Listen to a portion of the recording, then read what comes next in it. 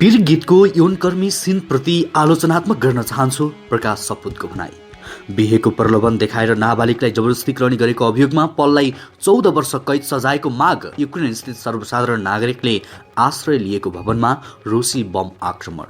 सेनाकै लापरवाही, द्रुत मार्गका संरचनामा कमजोरी नै कमजोरी। नेपाली रेल अब एक दिन बिराएर गुडाइने।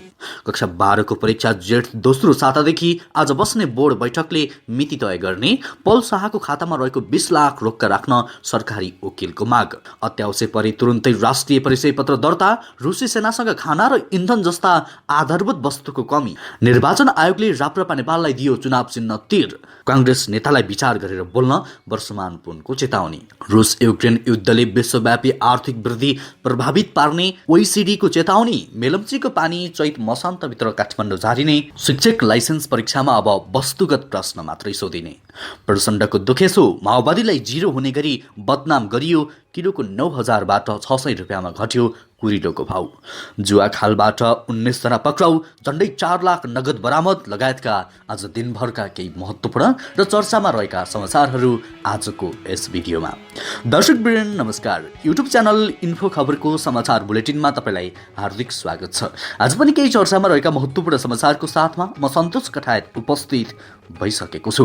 पुरा समाचार अत्यन्तै धेरै महत्त्वपूर्ण भएकाले अन्तिमसम्म हेरी समाचारलाई लाइक गर्न, कमेन्ट गर्न, त्यसैगरी साथीभाइमा सेयर गर्न नबिर्सिनुहोला। साथै हाम्रो समाचारलाई कुन ठाउँ, कुन जिल्ला र कुन देशबाट यति बेला प्रत्यक्ष रूपमा हेर्दै हुनुहुन्छ कमेन्ट बक्समा जानकारी गराउनुहोला। सदैव ताजा र सत्य समाचार हेर्नको लागि हाम्रो युट्युब च्यानललाई सब्स्क्राइब गरी सँगै आउने बेल आइकनलाई प्रेस गर्न पनि नबिर्सिनुहोला। समाचारको सुरुमा पल शाहको बैंक खाता रोक्का भएको प्रसङ्ग। अभिनेता पल शाहको 2वटा बैंक खातामा रहेको रकम रोक्का गर्न जिल्ला सरकारी वकिल कार्यालय नवलपुर पूर्वले अदालत समक्ष माग गरेको छ। जिल्ला अदालत नवलपुर पूर्वमा बिहिबार दर्ता गरिएको मुद्दाको अभियोग पत्रमा पीडितलाई क्षतिपूर्ति दिलाउने प्रयोजनका लागि शाहको बैंकमा भएको रकम कसैले निकाल्न नपाउने गरी रोक्का राख्नका लागि सम्बन्धित बैंकमा आदेश गरिदिन माग गरिएको छ। जिल्ला प्रहरी कार्यालय नवलपुर पूर्वले माग गरेको शाहको बैंक खाता विवरण अनुसार शाहको ग्लोबल आइएमई बैंकमा 16,10,291 रुपियाँ र एनएमबी बैंकको खातामा 4,25,000 रुपियाँ छ। उक्त रकम मुलुकी फौजदारी कार्यविधि नियमावली 2075 को नियम 11(5) बमोजिम कसैले पनि निकाल्न नपाउने गरी रोक्का राख्नका लागि सम्बन्धित बैंकमा आदेश गरी पाउन अनुरोध छ। अभियोग पत्रमा भनिएको छ, शाहबाट अपराध पीडित संरक्षण ऐन 2075 को दफा 41 बमोजिमको रकम सोही ऐनको दफा 41(5) अनुसार पीडित राहत कोषमा जम्मा गरी पाउने व्यवस्था गर्न पनि भनिएको छ। त्यसैगरी अब प्रकाश सपुतको प्रसङ्ग। गायक प्रकाश सपुतले पीर बोलको म्युजिक भिडियोमा एक पूर्व महिला छापामार पात्रलाई यौनकर्मी बनाएको प्रति आत्मआलोचना गरेका छन्। एक टेलिभिजन कार्यक्रममा अन्तर्वार्ता दिँदै गायक सपुतले उक्त वास्तविक पात्रहरूलाई चोट परेको भए पनि गल्ती भइसकेको स्वीकारेका हुन्। गायक सपुतले आफूलाई गीतको कथा वस्तुमा एउटा कुराले भने आत्मग्लानी गरेको उल्लेख गरेका छन्। गीत निर्माण गर्दै गर्दा कतिपयले यसले चोट पार्ने कुरामा आफू पहिले क्लियर भएको उनले बताएका छन्। यद्यपि अर्को पक्षलाई भने आफ्नो प्रतिनिधिको गीत भनेर स्वीकार गर्न झिन आशा भएको पनि उनले बताएका हुन्।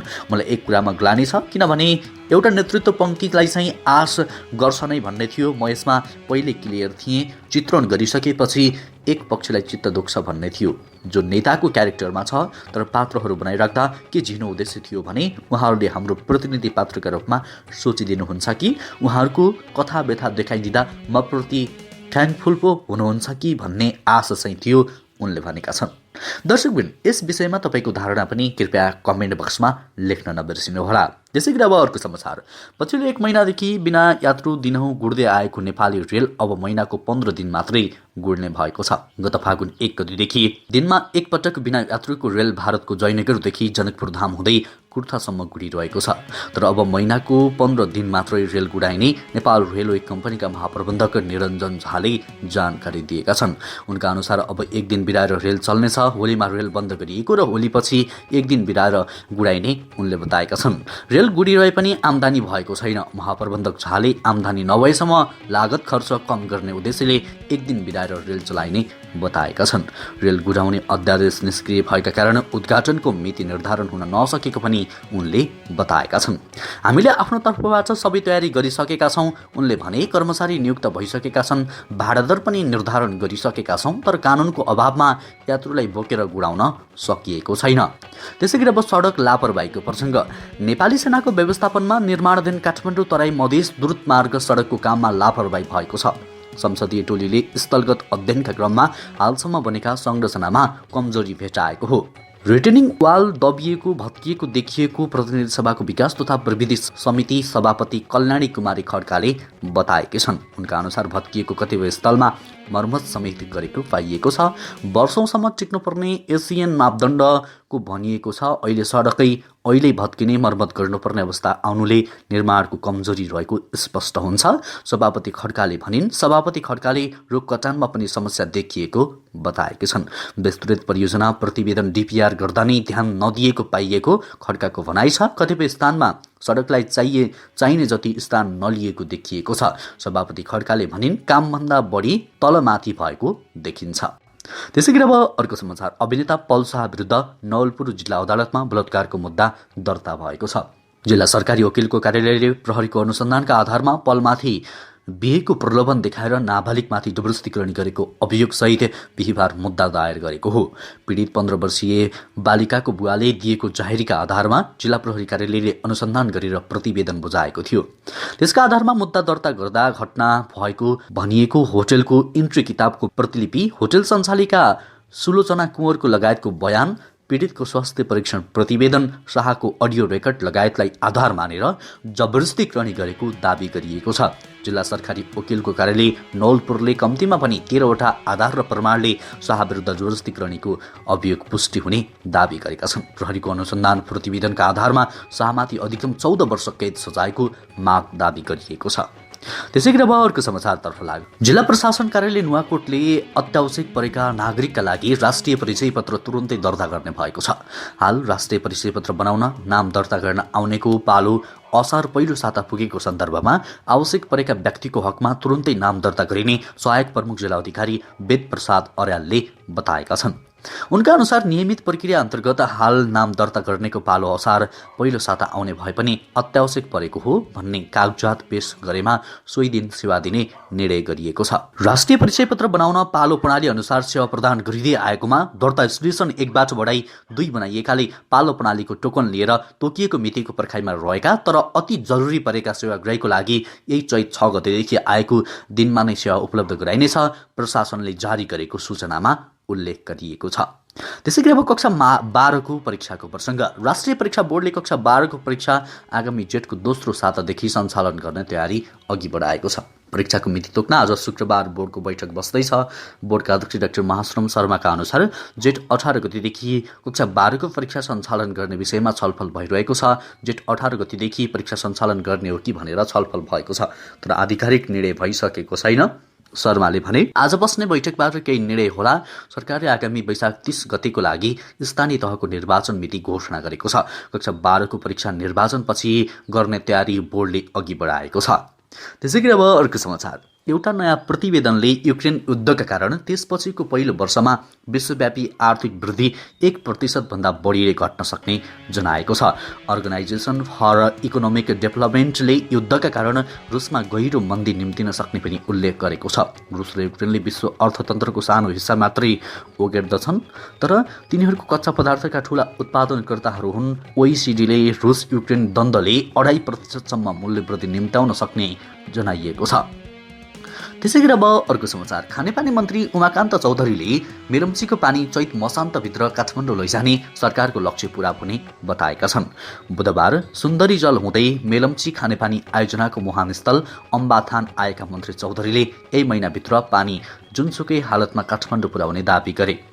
जनशक्ति तथा अन्य प्राविधिक सहयोग थप आवश्यक परे सरकारले सहयोग गर्ने भन्दै उनले चैत मसान्तसम्ममा जसरी पनि पानी काठमाडौँ पुर्याउने सरकारी लक्ष्य पूरा गर्न खानेपानी विकास समिति र ठेकेदार कम्पनी सिनो हाइड्रोलाई निर्देशन समेत दिए। मुहानस्थलको निरीक्षण गर्दै मन्त्री चौधरीले अहिले भइरहेको कामको गति चित्त बुझ्दो भएको बताएका छन्।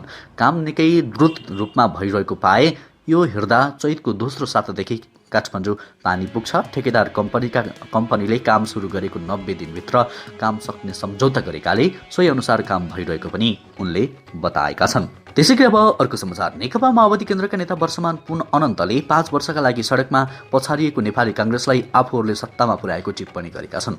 तर आफूहरूले बुई चढाएर सत्तामा पुर्याएको काङ्ग्रेसका केही नेतामा उन्माद देखिएको भन्दै पुनले आक्रोश व्यक्त गरेका हुन्। उनले माओवादी केन्द्र र सत्ता गठबन्धनमा आबद्ध अरू दललाई सार्वजनिक टिप्पणी मार्फत हेप्न र अपमान नगर्न चेतावनी दिए। पुनले सत्तामा रहेकाहरूलाई सडकमा रहेकाहरूलाई सत्तामा पुर्याउने हैसियत आफूहरूमा रहेकाले विचार गरेर बोल्न आग्रह समेत गरे। त्यसैगरी अब अर्को समाचार। युक्रेनका राष्ट्रपति भोलोदिमिर जेलेन्स्कीले रुसले नियतवश मारिउपोलमा सयौं मानिसले आश्रय लिएर बसेको एउटा नाटक घरमा बम आक्रमण गरेको आरोप लगाएका छन्। रुसी विमानहरूलाई जनाउ दिन उक्त नाटक घरको बाहिर चौरमा ठुलो अक्षरमा बालबालिका लेखिएको थियो। त्यहाँ कतिजनाको मृत्यु भयो भन्ने आधिकारिक जानकारी आएको छैन। रुसले गैर सैनिक मानिसहरूलाई निशाना नबनाइएको दावी गरेको छ। युक्रेनी सेनाका एक वरिष्ठ अधिकारीले रुसी सेना जमिनमा अघि बढ्न नसकेपछि रुसी लडाकु विमानहरूले गैर सैनिक संरचना र सर्वसाधारण मानिसहरू भएको ठाउँलाई तारो बनाएको दावी गरेका छन्। त्यसैगरी अब अर्को समाचार। उपत्यकामा 2 महिना अघि मात्रै प्रति किलो 9,000 रुपियाँसम्म पुगेको कुरिलोको मूल्य अहिले 600 रुपियाँमा झरेको छ। कालीमाटी फलफुल तथा तरकारी बजार विकास समितिका अनुसार हाल न्यूनतम 600 रुपियाँ र अधिकतम 800 रुपियाँ किलोमा कुरिलो बिक्री भइरहेको छ। माघ सत्रमा कुरिलोको मूल्य किलोकै 2500 देखि 9,000सम्म पुगेको थियो। अब कुरिलोको सिजन सुरु भएकाले मूल्य अझै घट्न सक्ने समितिका सूचना अधिकारी विनय श्रेष्ठले बताएका छन्। बेमौसममा बाहिरबाट ल्याएर बेचिन्थ्यो, अहिले स्थानीय उत्पादन बजारमा आउन थालेको छ। उनले भने मूल्य बिस्तारै घट्दै जाने क्रममा रहेको छ। झापा सुर्खेत लगायतका केही जिल्लाका किसानले कुरिलो टिप्न सुरु गरिसकेका छन्। उपत्यकामा भने कुरिलो टिप्ने बेला नभएको भक्तपुर स्थित सिपाडोलकी सरिता खाइजुले बताएका छन्। योचोटि कुरिलोमा मल हाल्न पाएका छैनौँ, त्यसैले टिप्ने बेला भएको छैन। उनले भनिन् बजारमा मल नै छैन, 2-3 महिना भइसक्यो। त्यसैगरी अब अर्को समाचार। निर्वाचन आयोगले कमल थापा नेतृत्वको राप्रपा नेपाललाई तीर चुनाव चिन्ह प्रदान गरेको छ। प्रवक्ता सुरेश आचार्यले आयोगको यो निर्णयलाई स्वीकार गरिएको जनाएका छन्। राप्रपा नेपालले पुरानो चुनाव चिन्ह गाई पाउनुपर्ने दावी गरेको थियो, तर आयोगले तीर चिन्ह प्रदान गर्ने निर्णय गरेको र उक्त निर्णय विरुद्ध कानुनी प्रक्रियामा जाने विकल्प खुला राख्दै हाललाई त्यसलाई स्वीकार गरेको प्रवक्ता आचार्यले जनाएका छन्। राप्रपा नेपालले अर्को व्यवस्था नहुन्जेलसम्म तीर चुनाव चिन्हलाई पार्टीको प्रचार सामग्रीमा प्रयोग गर्न देशभरका संगठनहरूलाई आग्रह समेत गरेको छ। पार्टीको झण्डामा रहेको पहिलो रङको पृष्ठभूमिको मध्यभागमा कालो रङमा तीर चिन्ह प्रयोग गर्न राप्रपा नेपालले भनेको छ।